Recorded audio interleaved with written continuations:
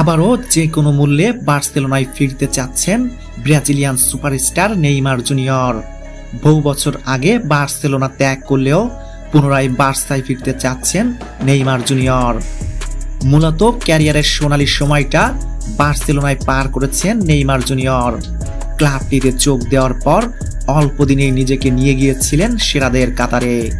তাই তো আবারও সেই পুরান ক্লাবেই ফিরতে চাচ্ছেন superstar Neymar junior.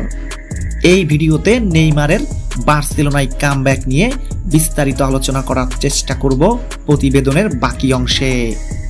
Deer Brazil football fans, record 222 million ইউরোর বিনিময়ে বার্সেলোনা ত্যাগ করেছিলেন নেইমার জুনিয়র। তবে বার্সা ত্যাগ করার পর আর সোনালী সময় ধরা দেয়নি নেইমারের ভাগ্যে। ফরাসিয়ান ক্লাব পিএসজিতে যোগ দেওয়ার পর একের পর এক ইনজুরির সমস্যায় পড়েন নেইমার জুনিয়র। ইনজুরির কারণেই নেইমারের ক্যারিয়ারে তেমন কোনো সফলতা ধরা দেয়নি। অধিকাংশ সময় মাঠের বাইরে থাকতে হচ্ছে নেইমার জুনিয়রকে। গত সিজনে পিএসজিও ত্যাগ করেছেন নেইমার।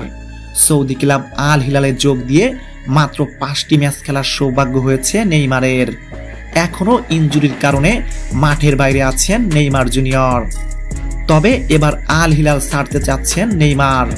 কয়েকটি সোর্স বলছে বার্সেলোনায় ফিরতে নেইমার সর্বোচ্চটা দিয়ে চেষ্টা করছেন। বার্সার সাথে কথা কাজে মিললে আবারও ক্লাবটির হয়ে খেলতে দেখা যাবে নেইমারকে।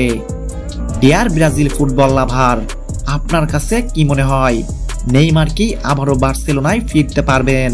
কমেন্ট করে জানিয়ে দিন।